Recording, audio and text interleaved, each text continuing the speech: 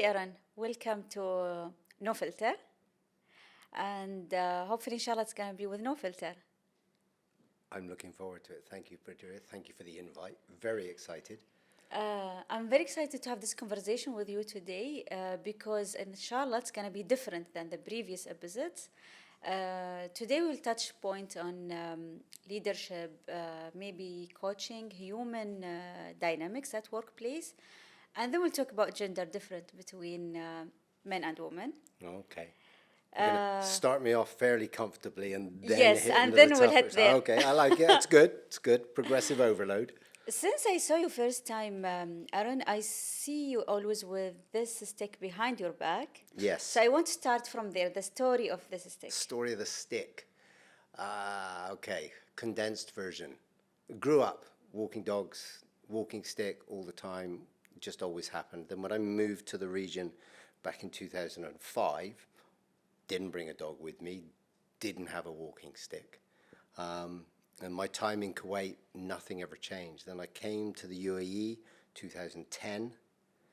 I started doing some work in the region, ended up in Cairo, was walking through a market in Cairo with some Egyptian colleagues and friends.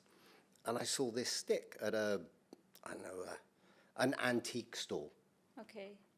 And the stick spoke to me. It just said, you need to own me, you know? So I grabbed it. I paid a couple of dollars for it. All my Egyptian friends were like, you're mad. Why are you buying a stick?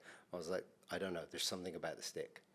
On the walk through the market, I ended up having a mock fight with an elderly Egyptian man who saw the stick and challenged me. And we had a pretend fight.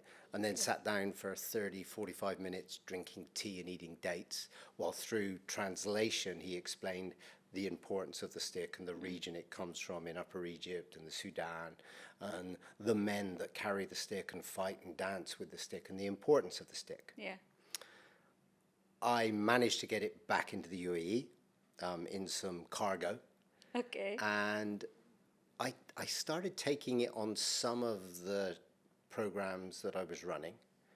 And then before long, with repeat clients, it became, if I didn't bring the stick, they said, hey, good to see you, where's the stick? And so the stick started to grow in importance. And a lot of people ask me, what's its point? And I said, its point is whatever it means to you. Oh, wow. Yeah, so some people say, oh, is it a talking stick? So if you're doing group work, if they're, no, it's not, but it can be. Okay. You know, it's, I like the stick because, I mean, the stick has been placed in the back. The stick won't move. The stick won't get tired. Yeah. The stick can only be the stick. It's going to stand straight.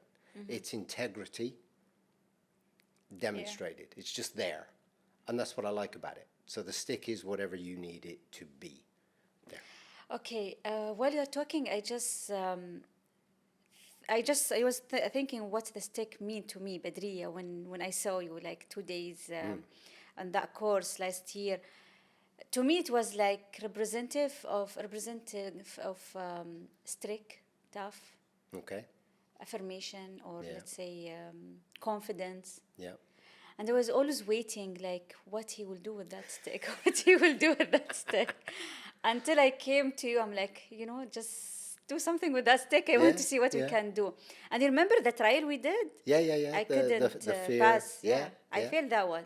We'll try it again after. Wasn't a failure. You just weren't ready to do it yet. That's all. Good. Now I'm ready, inshallah. We'll try it after absolutely. the visit. It's one of my favorite exercises to do with people.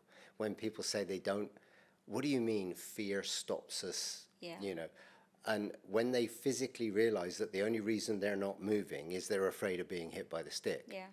But the minute you tell them how to move, suddenly the stick loses a lot of its power. Yeah. Because you give the stick power. And you, at the moment, have still given the stick power. But eventually you'll realize it's up to you. Yep. Yeah. So how we can use this mental association? So now people kept seeing you with the stick and it's tied to your image. So in general, how we can use this mental association and get the advantage of the mental association? Well, for me, So I have if you like, my personal brand, Yeah. I call pliable oak. And for me, the stick represents the oak because it doesn't bend, Okay. it's straight.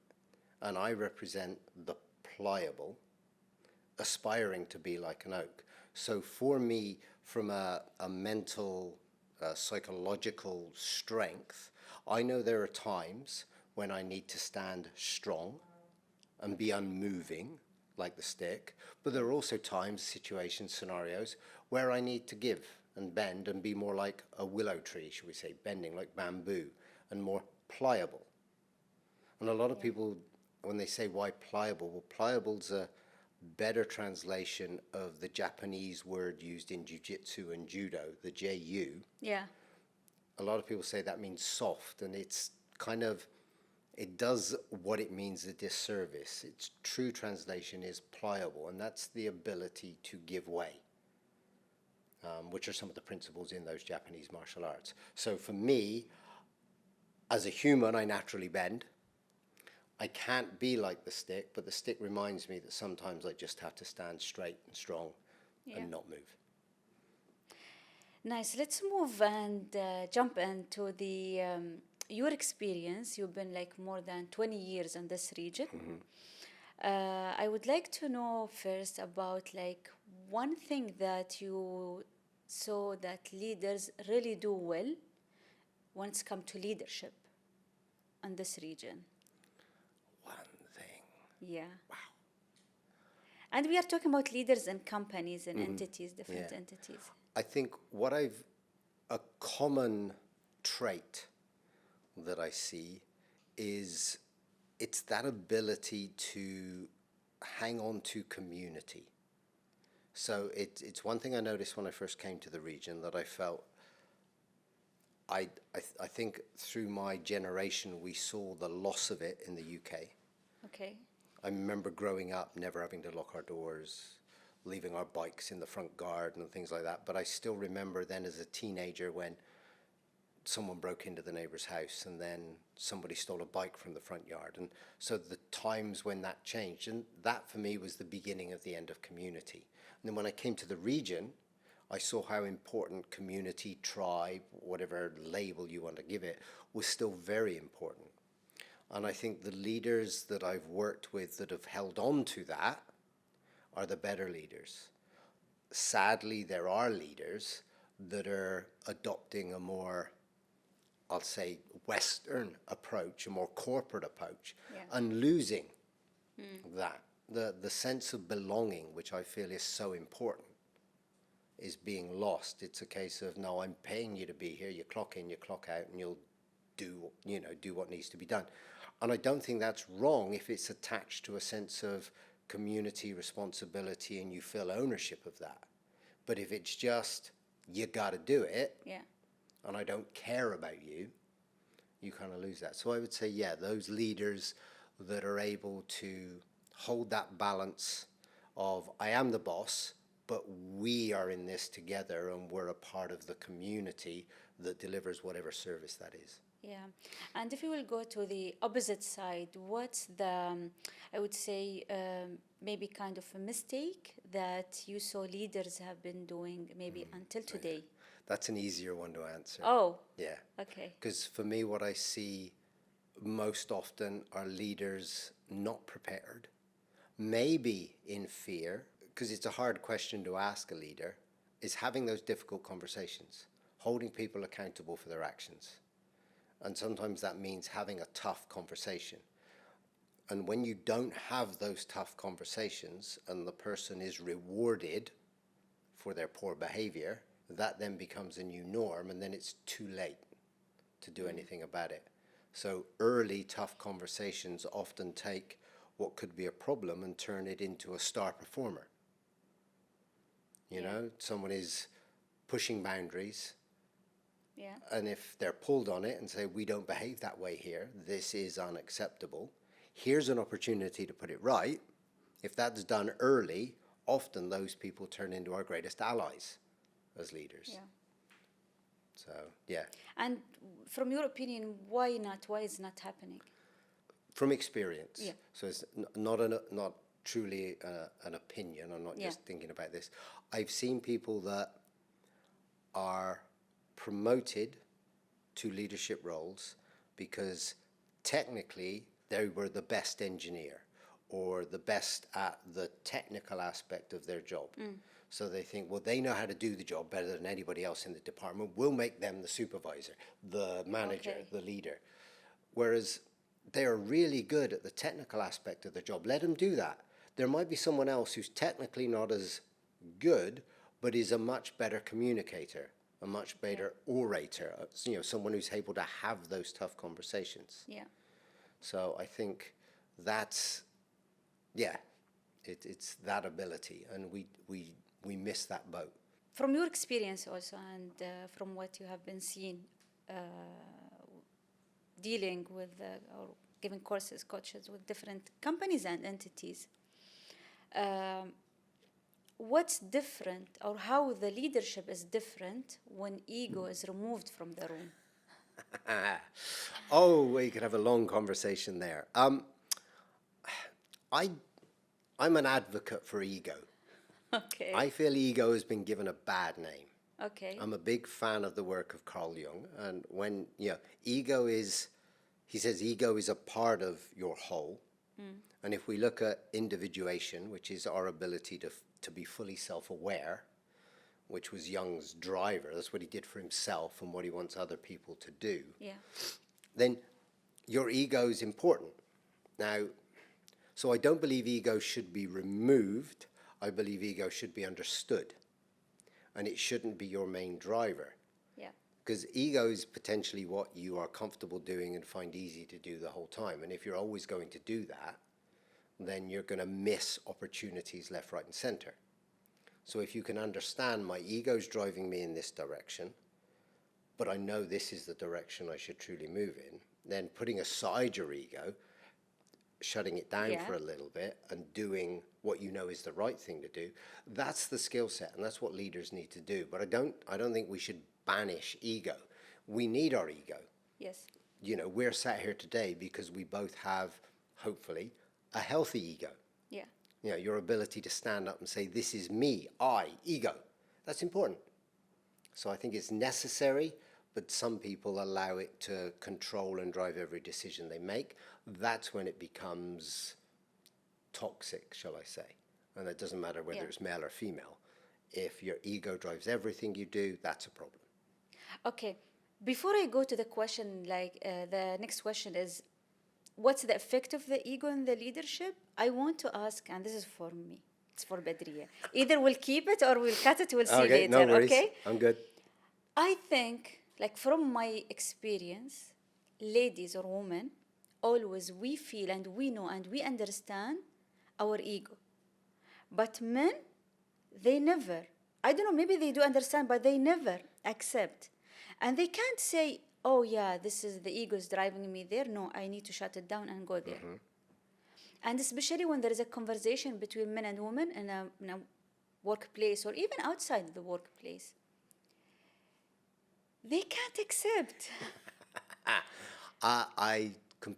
I agree with you, and we're gonna touch on gender and male female energies and things like that.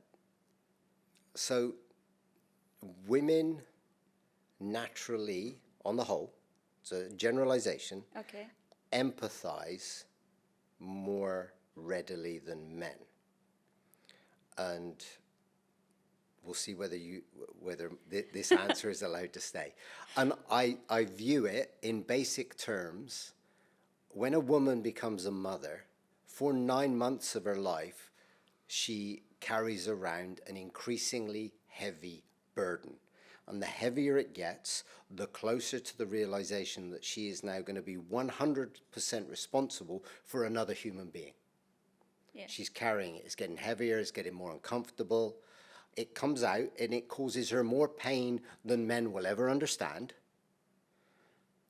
And then it screams in her face. And then it wants feeding. And it wants this and it wants that. And you still love that thing. Yeah. So you have to be able to empathize. Now, men, back in the day, were designed to protect what has just been created. Yeah. So empathy doesn't sit as easily with us. We need to kill what is threatening the mother and child. And no matter how developed we've become, that's still at our root. And so that ego aspect and that ability to take a life is still ingrained in men. And when put under pressure, men are, I find, and I fall victim to it myself, I'm unable to articulate what I truly feel and admit my weaknesses. Whereas for the woman, that's part of your chemistry. And women are more, I feel the collective for women is much simpler than it is for a man, being part of that group. I mean, there's the old joke, it takes a village to raise a child. It does, and the men were off hunter-gathering, or hunting primarily, and the women were all raising everybody else's child, and that was community. Now, could we have got to the moon with that mindset? Of course not. Yeah, you know, it's old, but it's chemically and biologically who we still are. So I think when men are then put under pressure, they'd rather stab what's in front of them than talk about it. Okay. But again, it comes back to those tough conversations. Yeah, it requires a tough conversation with yourself. Okay. To have a quiet moment of reflection and say, what I did today was easy for me to do, but it did not serve the purpose that it was meant to serve. Yeah. It served me, but it didn't serve the greater good. Yeah. I protected myself, ego went up, bang, shields in place, and I did what I wanted to do to protect me. The situation required a different version of me. But if you push a man on that, it'll be talk to the hand. Because he needs time to reflect on it. Because we're a little slow when it comes to learning that sort of thing. Because it requires us to open up a little bit. Speaking about gender still, so... We got there quickly. I didn't know. I wasn't planning. It's okay. It's coming naturally. خلاص. Yes, I can You are tell. there now. You cannot go outside Okay. of this conversation now. There's no escape. So, is it really women lead differently than men, or just a stereotype? Yes. Okay. How? Because I think stereotypes exist because of example set. Now, you can't have a stereotype unless you've had repeated behavior that's like that, yeah? So, you know, people say, oh, you shouldn't observe, you know, stereotypes are wrong, da-da-da. Well, they exist for a reason. Okay. People have done this that way that many times that it's now become the stereotype. So it's hard to argue against stereotypes. I think they exist, and if people continue to repeat the behavior, you continue to support the stereotype. Do women lead differently to men? Yes. Okay. I feel they do. Because you have again, we go back to the chemistry, the biology, and everything else. You have a different way of viewing things. Your reaction to, I'll use my coach Tony Blauer's kind of language here, your reaction to a stimulus will be different to that of a man. Okay. Because chemically you're different. And I think for the woman to lead, there still has to be an aspect of biology that is asking why. Because men are different to women. I mean, you go, what was that book years ago? Men are from Mars and women women from Mars. Yeah, and there was the guy that did the whole talk about the male box, that empty box in his brain, and the woman's box is wires. And as much as that was tongue-in-cheek, I think there's a lot to that. Men have a greater ability to detach. Women are more emotionally connected. I'm not saying women are more emotional. Women are emotionally connected. Okay. More so, I feel, to other humans because of your ability to give birth. There's a physical and emotional and psychological connection to the child. Now, and I think that collective is one of the reasons why women are able to make those connections better than men. And men are often told to, be a man, stand up, stand straight, do this, that's the right thing to do. And you're isolated as a man. Yeah. So your life experience, boys will see a tree and figure out how to climb it on the whole. Girls will be told, don't climb the tree, you might hurt yourself. And all of those experiences shape who you become then as an adult. Now, I know my wife, her dad said, well, climb the tree, swim the lake. Yeah. She would do all of those things. So she's very different, whereas other women had more protective upbringings. So I think, not all women lead the same.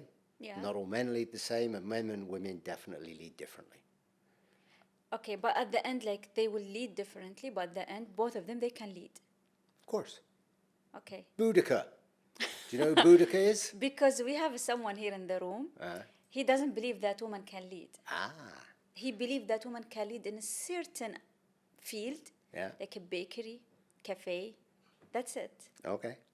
So. Well, some of the best bakers I know are men. So there we go. I'll say this. There are situations that occur and leaders will rise. I mean, it's the old joke about are leaders raised or born?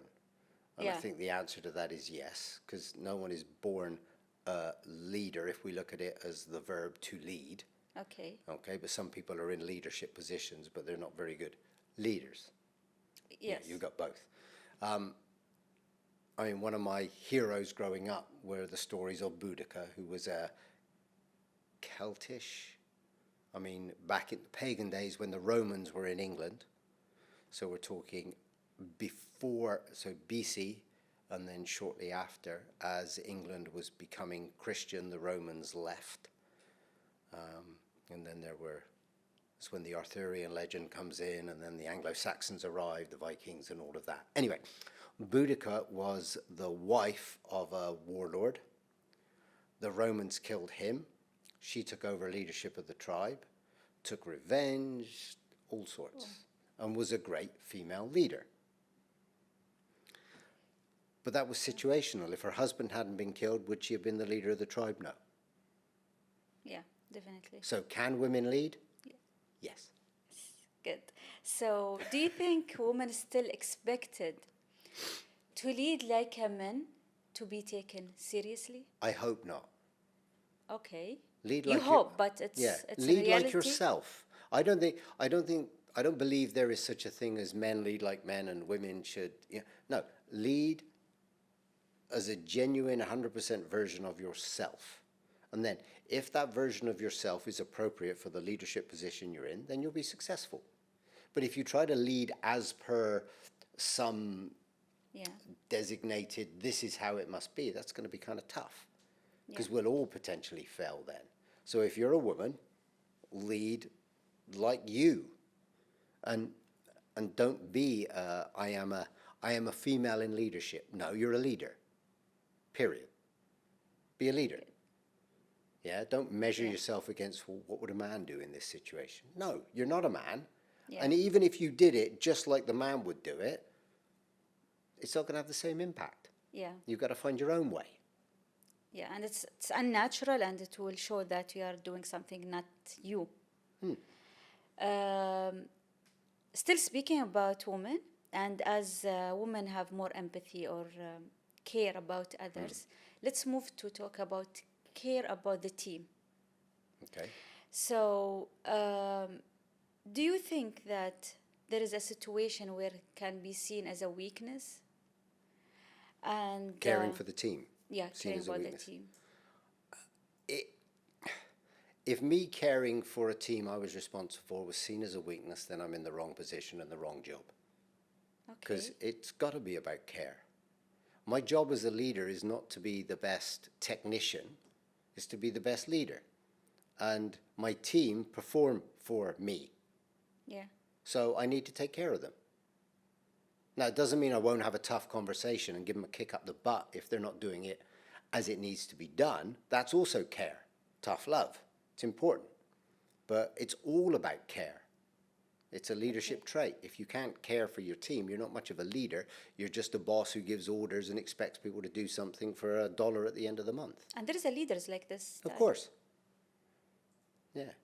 And what will happen eventually if they will continue leading in this style? Again, it goes back to the corporate model. If the corporate model they operate in supports that style of leadership, then they'll be successful and go on. Okay. That's why I don't work for big corporate. I did for a number of years. I don't like it. I like to be me. Okay. And I like to, I don't have a team that reports to me on a full-time basis anymore. But many of the projects I work on, I end up being the team leader. And I've got a group of people that for a short period of time, we have to perform. And I love that. And how do I start? Care. Show that I care. When they arrive, guess who's already there? Me. Guess who's made sure there's tea and coffee and that organized? Food. That's it. Oh. Me. That's my job. Because if they turn up and they, oh, he cares, they'll want, they'll be prepared to do a little bit more for you. Sometimes they, when they care about the team, people around them, they see them as, she's too nice or too kind, she's not tough, she can't deliver tasks, she can't deliver KPIs. So they don't trust her, and she won't get maybe raised to the next position. I think there are two separate things there. Okay. If she cares and the team are hitting their targets and their KPIs, then, the issue is purely down with the people that have that opinion. Yeah. Okay? And that's what it comes down to. That's why I go back to my original answer about, do men and women lead differently? Should a woman lead like a man? No, she should lead like herself. Our goal in business is to deliver results, whatever they might be, depending on what we do for a living. Yes. You've got to deliver those results. Now, if you need a team to make that happen, then your role as a leader is to make sure the team do what needs to be done. Yes. The best way to do that, I find, is through caring for them. Then they will be willing to do. They won't be asking questions about, when will this happen, when will that happen, because they know it will be taken care of. So they can focus on doing their job. And I think that's critical. Yeah. So I think people that make those statements, she's too nice, she's too this. Well, if she's hitting the targets, I'm glad she's nice. If she's not too nice, she's the appropriate amount of nice. Yeah. But I'd also want the same aimed at me as a male leader. Yeah. If someone says you're too nice, but I'm achieving all of the targets, then no, I'm not too nice. I'm the appropriate amount of nice. Okay. Let's go one step back, because I heard one word from you. I want to know what's really caring about the team look like in reality, not in a theory. And you just mentioned, you said a tough care. Tough love. Tough love. Okay. Yeah. Well, I'm a parent.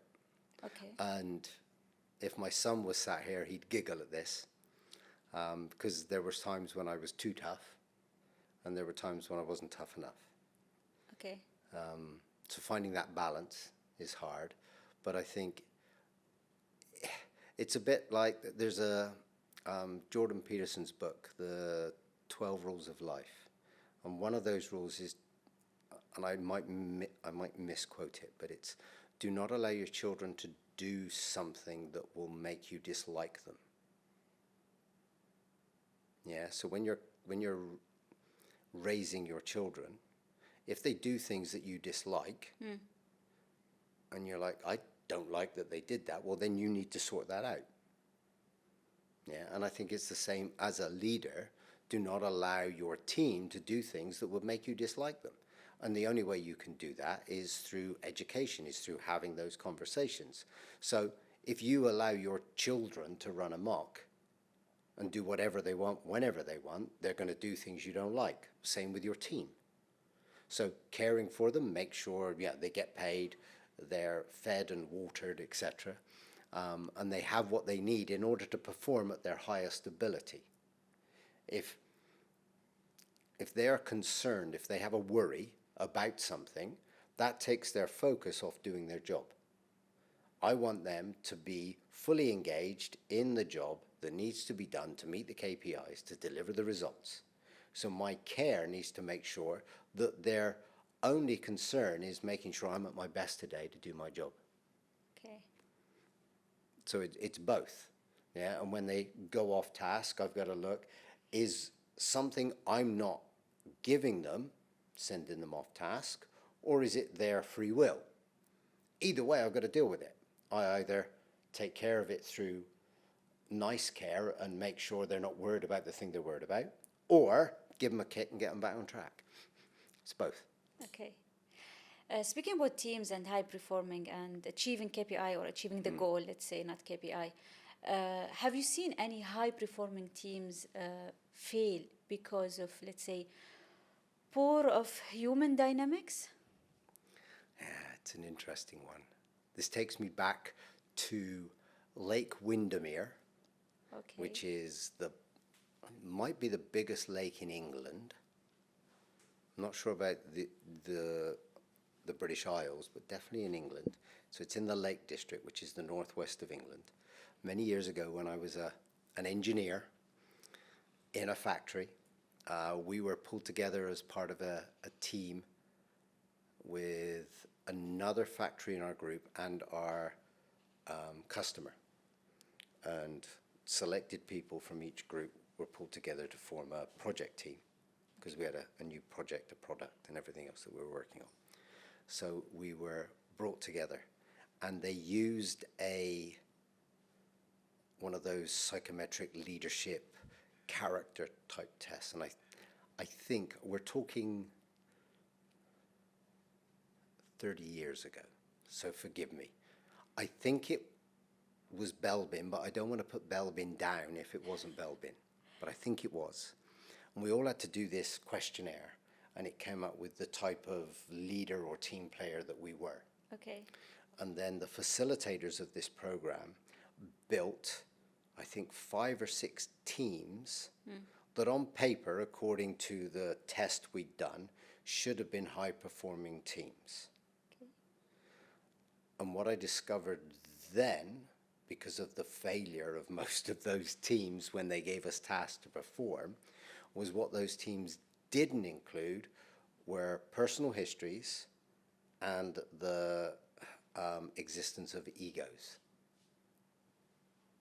So there was one team that on paper should have been the highest performing team when you looked at it, and given the experience of the people in that team, but 2 of those men really didn't like each other and both wanted to lead the team.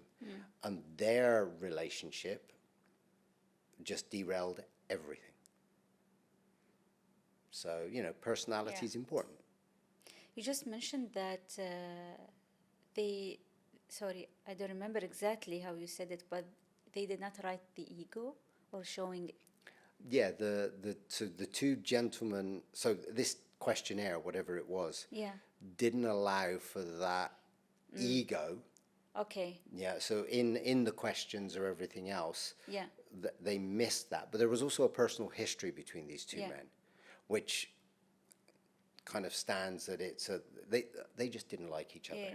Now, because of that, and they allowed it to invade what was going on, and it became all about their arguments on who was right and who was wrong, and the team crashed and burned because there was no one leading it. Yeah. So if you've got toxic leadership that don't get on, then the team are doomed to failure. Yeah, agree.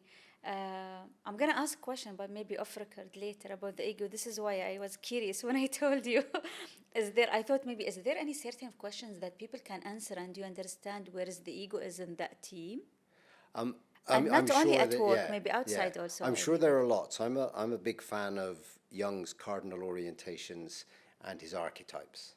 Okay. Okay, and one of the cardinal orientations is the ego. So if you look at it, there are 4 of these cardinal orientations.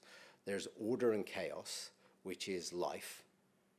Okay, so there's a balance between them, and order is seen as a masculine energy and chaos as a feminine energy. Okay. Okay, and in our life, it's balancing the 2. So order means it's rise and repeat. We know what's going on. We understand everything. We're comfortable. we're maintaining, we're caring for others, we're leading, we're making decisions. And then occasionally something happens. If we look at in recent years, COVID happened. Now, those leaders that just wanted to maintain control, they were being rocked. The leaders that were able to embrace that chaos and understand, what do I need to do differently to maintain this order? What have I got to change? I've got to embrace this chaos, make some changes, rapid fire, and then reintroduce that and create order out of that. But I can't just stay doing what I always did, because the world's going to shut down. So I have to change. Now, how you do that is linked to either ego or social. Okay. So someone who scores high on that questionnaire with ego, they're going to be very direct. It's a pointy spear. It's represented by a triangle. It's a very masculine energy. It's very in your face. Whereas social, represented by the circle, that's going to look at how can we sort this out? How can we put this together? So the order and chaos are what you need to manage. How you manage it would be ego and social. So ego is required, but maybe it's not the right tool. Maybe we should look at this. And this can be used also outside workplace. I mean, of course, with the family, with the couples, definitely. with the friends. I've done it with several families that I'm good friends with. When, you know, one of the children is off to university, another one has started work, they've still got one at home who's in school, this sort of thing, you know, and there are big changes happening within their life. And they want to understand how to best approach that. So chaos is about to happen. What is our best way of dealing with that? So those, and there are many questionnaires out there, and I think you need to find one that's right, but also, are they absolutely necessary? And I don't think they are if there is enough openness within all of the relationships involved that you understand that, you know, with each other. So before I move to the few questions about the gender, I just want to wrap up this part, like the workplace with the leaders. If you can give us one truth that you would like leaders to know about working with people. They're human. Oh. They're all different. And if you look at a lot of leadership books and books by, you know, the gurus of old, one thing they all agree on is that like for a CEO, 8 direct reports is the golden number. Okay? 8. Okay. And we know as humans that we kind of struggle and fall apart in groups larger than 50. In groups larger than 50, we need a firm hand to maintain control of our energy. So it's important, I think, if you need to, and the workplace is about control. And in this day and age, with everyone wanting to, you know, identify themselves as whatever they want to do and do what they want to do and how they want to do it and their choice, then the workplace is a hard place to lead. Because, I mean, my generation, in my hometown, you grew up, there were 3 factories that you could get a job in. And if you didn't get a job in one of those, then you needed a trade, like carpenter, electrician, or whatever. And that was it. And so there weren't too many options. But now there are so many options for people, and people tend not to want to, they're happy to find a career, but it doesn't have to be in the same organization. So for leaders now, it's harder to build those relationships because they may not last longer than a year. Someone is using your organization to gain this skill set, these experiences, and then they're going to take that and they're going to work somewhere else. And that tends to be the norm. So those old styles of leadership, I think rather than maybe not being relevant, I think the care aspect and allowing people to feel they belong is even more important. Because if we treat everyone as if it's just they're nomads and they're going to be in one day and gone the next, then you never build that rapport, you never build those relationships. And so every interaction is transactional. I pay you to do this, you do this, and then you're going to leave. Okay, next. Yeah. So, yeah, I mean, I'm kind of glad I'm closer to retirement than I am, starting out, and that I don't have to try to manage that going forward and lead that, because that's a hard one. So I have to go back to be more human. Yeah. And tap into that side of things. Yep. Being human, being different between men and women. We are back again. In workplace and in the outside of the workplace, we as a woman, we feel we are not heard. Okay. And men, they think that we talk too much. This is why they don't want to hear us. So I just want to understand. I keep reading and searching about the difference between men and women here and there, and as per my experience between my brothers and my dad and at work, my colleague, what we are missing that we don't understand each other.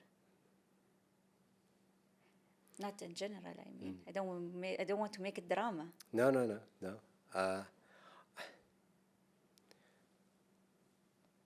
to put this. I feel that whether we like it or not, the roles that used to exist, no matter what you think, only women can give birth, have a baby. Yeah. And for a number of years, until those days of adulthood trial,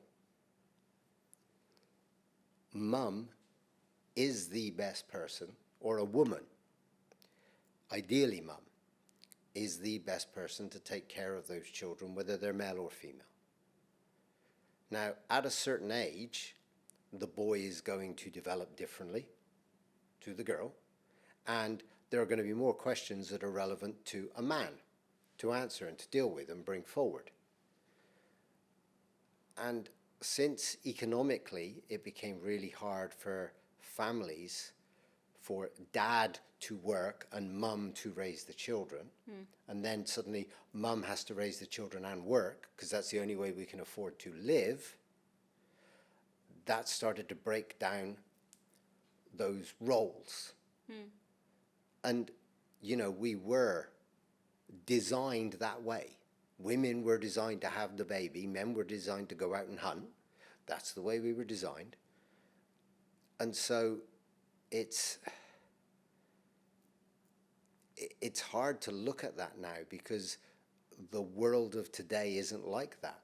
And you can pretty much, from an academic, from an office-based environment, do any job that a man can do. Now, I don't see too many women wanting to become bricklayers or carpenters, or drive trucks on the whole. And not too many men want to be the secretary for, so there are still those things. And I'm drifting now. Go back to the question. I want to make sure I'm hitting the... There is something we misunderstand about hearing. Yeah. So if growing up, there was always the threat, wait till your father gets home. Because mum was raising us and dad was at work. And I had that for a number of years.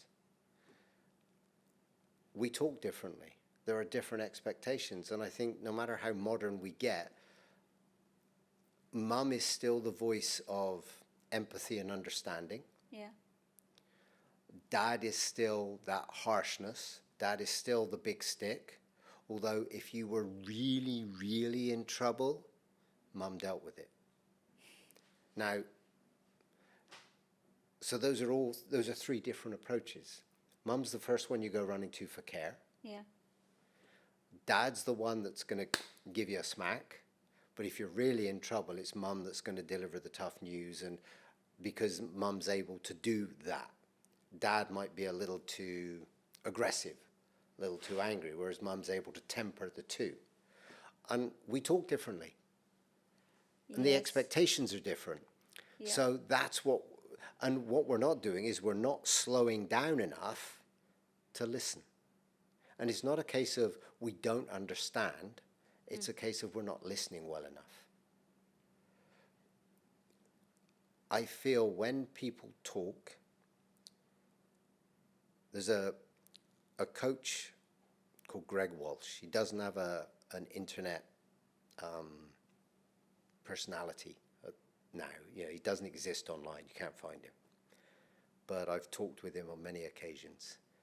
And for him, being accurate and specific with your words is critical. And listening, because when someone takes the time to choose the word they're using, you've got to look at, you know, especially, and I'm sure it's the same in Arabic, but in English, I could use these 6 words to make my point. Which one did I choose and why? And when somebody does, that's important. One of, I think, the worst phrases anyone can use in a conversation with somebody is, I don't care. And that's heartbreaking. I don't mind. You can go either way. It's up to you. I'm good with both. Those are nicer ways of the phrase, I don't care. So when someone says to me, I don't care, I probably read that much more negatively than they mean. And I think that's it. That's what we're missing. Everything's got to happen super fast. And we don't take time just to slow down and actually listen. And if we listen, I think a lot of the issues would disappear. Who listen better, men or women? Have the ability or the patience to People listen? that know how to listen better. Sorry again? People that know how to listen better. If I've got an agenda and I've got a timeline, doesn't matter whether I'm male or female, if you're slowing me down, I'm going to stop listening. Okay. I don't think you can say there are men or women. We listen in a different way, and maybe we jump on different words. You know, different words have more meaning to us than others. We have a bias, but that bias is based more on our experience, our education, than I think it is our gender. So yeah, I know some highly skilled men that are terrible listeners, and the same can be said of women. I look at it like this. If you're hunting, your ability to listen is a critical skill. Because when the jungle goes silent, they either know you're there or there's something hunting you as well. So your ability to listen to what's going on is critical. So from a hunting perspective, listening is a skill. Now, gathering perspective, predominantly a female role. Listening to the different cries of a baby, because when they cry, it's not the same sound. Now, men struggle to recognize the difference between the cries, but a woman will go, they're hungry. They need their diaper changed. Something's upset them because they know the sound of the cry. So I think both of us have the biology to listen well. We have the skill set innate in us. Not listening is a choice. Oh, it's a choice. It's a choice. Okay, it's a choice. Thank you. Welcome. You know, this word just like opened my mind to many things, that it's a choice. So, oh my God. And I'm sorry if but I can't say women are better listeners or men are better listeners. It just but this doesn't. explained many situations I've been to it, and I'm just coming to my mind as a film now. Oh yeah, that was a choice. Okay, we'll go back to this. Okay. I'm gonna deal with this later. Yeah, it's cool. I just want to ask about 2 things. You mentioned expectation, and you slightly touched base about the financial situation of the family. Nowadays, women has become more financial independency. So how this changed the dynamic of the relation? Oof. So that's a great question that's asking me about the feminist movement without asking me about the feminist movement. I like it. It's cool. Without saying whether it's good or it's bad, it is what it is. And as much as financial independence is now the goal for people. And it's for individuals to be financially independent. So both men and women want to be financially independent. So the days of, I want my family to be financially independent, people don't talk about that as much. And I'll use a country nearby as an example, and a client that I've done a lot of work for, and I won't name the country or the client. They were led by a woman, still are, and they're a big multinational, and there are several world-leading brands that operate under their umbrella in that particular country. And they have had a diversity hire mandate for a number of years. And the last time, and to the point where I found it difficult to work with them because I wasn't seeing any men on the training courses. So men were applying for the training courses that were being offered, wanted to come on, but there were too many women, and the women got first vote. So the men weren't allowed to attend because there were no spaces. Okay. And they were pushing women in the workplace, which I have no issue with. But then it bit them. Because a lot of these young, brilliant, highly skilled, driven, dynamic women got married, had babies, and quit work. Is that wrong? No. Of course it's not wrong. But does it have an impact on the workplace? Yes. And it's not, and I'm not judging it. What I'm saying is that's the truth, because only women can have babies. Okay, it does have impact on the relationship between the couples or the family. Of course. Because, I mean, I feel if you're a man and you get married and your goal, and hopefully that conversation's been had before you get married, I want to have children. So as a man, I'd like to have children. And the woman says, I'd like to have children. Okay, when are we going to do that? And there's a conversation, and there's a plan. Now, if that woman is working and earning, at some stage she's got to make the decision, when do I stop work? When do I become a mother? And do I go back to work afterwards? Yeah, but you know, all this now conversation bring me back to the roots that, okay, we are as a woman, like naturally we are like this. We designed like this. We have to be flexible, whatever, caring. But why nowadays women, they don't want to be like this? Okay, a strong independent woman, the branding, okay. Yeah. But if this is the natural and we have to be like this, and we have the ability to change, we have the ability to be flexible, and we design to create the family and to care about the family. Why nowadays we don't want to continue this? Not me, I mean women. No, I wish I knew. The strongest person I've ever met is my mother. Okay. And my mother had to, after my dad passed, she had to raise a hormone-filled teenage boy and a sister who was 2 years younger. And so she had to take on both roles. And my mum never looked at another man until she passed. And so her, with all the love in the world, she had no idea how to raise a young man. Oh. Because it needed a man.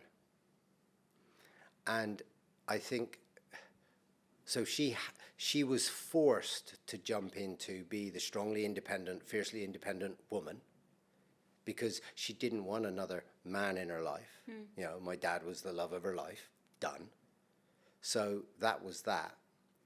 And so my mum had no choice. Now, I had conversations with my mother as when she was older, and, you know, me as a full adult. And she said she would have given anything not to have had to make those decisions. She wanted a man there to bounce ideas off of to do this. And she would have much rather had that than do it on her own. So when you ask me, why do women want to, I don't know. And I can only point towards, I don't know, you know, the modernization and social media, and because I think the whole feminist idea has, to a degree, destroyed man's ability to be masculine. And women are moving into positions and making decisions that I feel from a biological, chemical position is potentially harmful. You're not meant to be killers. You're meant to be nurturers. Yeah. Men are the killers. So when you get into a world where, and I use the term killing, you know, getting that deal, making sure you're successful and achieving those KPIs, when that becomes your way forward, I think there is at some level, you're resistant to it. And I think it creates harm. And I think that's hard. So I don't understand why women would like to do that. And I'm not saying women should be at home making babies and raising. I'm not saying all of that. It's just, I think, you know, we are who we are. Yeah, in the animal kingdom, you know, the lioness doesn't go, I don't want to have 10 cubs and raise them. I just, you know, I want to be at the head of the pride, and I just want to do the hunt. And you know, the roles are set. We have the curse of free will, and we're able to make those decisions. And I think a lot of the decisions we're now making are biologically tough on us and create stresses within us that lead to problems in later life.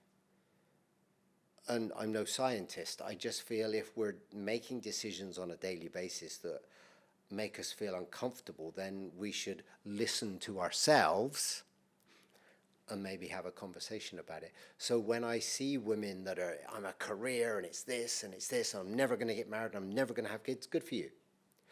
Because if you do want to get married and you do want to have kids, it's going to be really hard to have a healthy relationship with a man unless the man is the complete opposite of that and willing to be subservient. I think it's really hard to have two go-getters, two hunters in the relationship. You need a hunter and a gatherer. You need a killer and a nurturer. Is the hunter is there in the world? Well, but you know what I mean. It's hunting for. Yeah, but my question is, maybe women become like this because they don't find the right men this time. But there aren't any men. That's the point. The man is being pushed down. Because no one pushed them down. Feminism pushed them down. Feminism became after we saw this. We don't. Elika, edit it as you want later on, okay? I'm just gonna say it. Do the edit as you want. Say it. Because the women, they feel they don't find the right man, because they feel they do everything by themselves. The men this time, I am at work, I can't do this, I'm traveling. Like, she's not caring about the family only, she's doing even the hard work. She's calling the maintenance, she's doing the maintenance, she's bringing groceries, she's doing the laundry. Like, I mean, too many things, and he's absent at work just to bring the money. So then she needs to be a strong, independent woman. There is my issue. That's my issue. It's economics. Okay. That's the problem. So the man, I mean, I know of men who are doing 2 jobs, 3 jobs, whatever, in order to bring in enough money. And it means they are absent. Yes. In order to keep the lifestyle and, you know, to pay the bills and everything else. Now, I don't know if my dad told me this or whether it's like a fabricated memory that my dad told me it, but I remember hearing this. And back in the day, a day's pay would buy a man a pair of shoes. A week's pay would buy him a suit. And if that was the norm, that man was able to feed and clothe his children and his wife and take them on holiday twice a year. Somewhere along the line, that disappeared. The ability for a man to be the provider was made harder and harder and harder and harder. And then the woman had to go and work. And then because the woman's working, and there are certain jobs that, of course, women are perfectly capable of doing as well as men. They'll do them differently, but they can do them. Yeah, because we're different. Then that created that market to employ women. So then you have women that are like, I'm not going to have a family. I'm going to be independent. And then the man's role suddenly becomes ambiguous. Well, what am I for? And so the man then starts to lose his own identity, starts to disappear, and that new woman is becoming a norm, and it confuses everything. And I think it is really hard for, I know many women who are successful in business who, when their children get hurt, the children run to the nanny. That's sad. Yeah. They'll run to the dad or they'll run to the nanny, depending on the problem. Not the mum. Now that's, I'm not saying it's wrong, but that's the impact it has. Because if you're not doing the nurturing, you're out hunting, then your child won't see you as a nurturer and won't come to you. I'm not saying it's right or wrong, it's just what will happen. And so for men now, I think it's very confusing. Well, what's my role? You don't need me to provide for you. To a degree, you feel, because the world's much safer now than it's ever been, I'm not required to protect you. You've just taken away both of our key roles, which we've had for hundreds and hundreds and hundreds of thousands of years. And now neither are needed. What are we meant to do? So in a relationship, that's got to be really tough. So I don't know, and I don't have an answer. Yeah. And I still go back to, there are very few men out there that if pushed won't say, I want to provide and I want to protect. But there are a lot of women out there saying, I don't need you to provide, I don't need you to protect. Well, what am I for then? And there's no answer to that. Yeah. That's tough. And I know this story will not end because we see it differently. And I totally agree with what you said. And personally, I believe, hopefully, inshallah, in a few years, I see changing from this feminine branding, empowerment, to really balancing all this. This is my personal I hope so. And wish. Yeah, I don't want there to be this. One of my favorite words, is compete. Okay, and people use, and now in the workplace, men and women are competing. Yes. Back in the day, men would compete to hunt, I want to hunt that. No, we're going to hunt it. We're going to take that. That was a competition. Yes. And there was probably a feminine version of that. I won't go into that.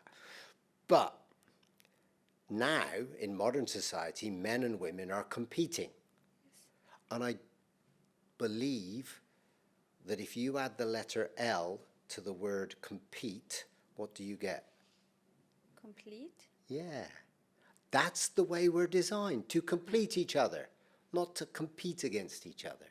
We're designed to complete each other. That's why there is male and female.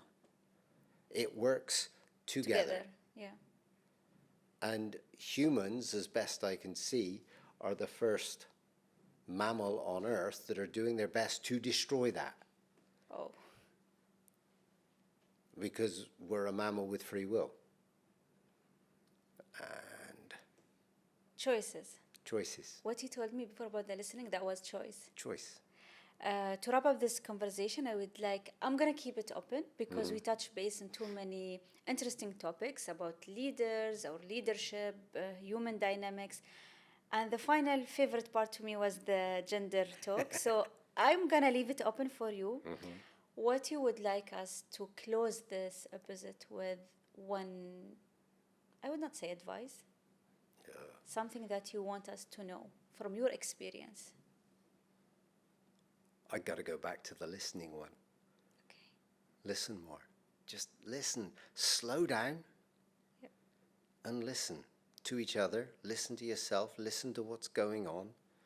Listen. It might save your life. It might save your relationship. It might save you from a really hard conversation in the workplace. Listen. Thank you. Thank you so much for your time and Thank for you. experience and sharing your experience and your insight with us today. It was a pleasure. Thank you for some great questions. Thank you. Thank you.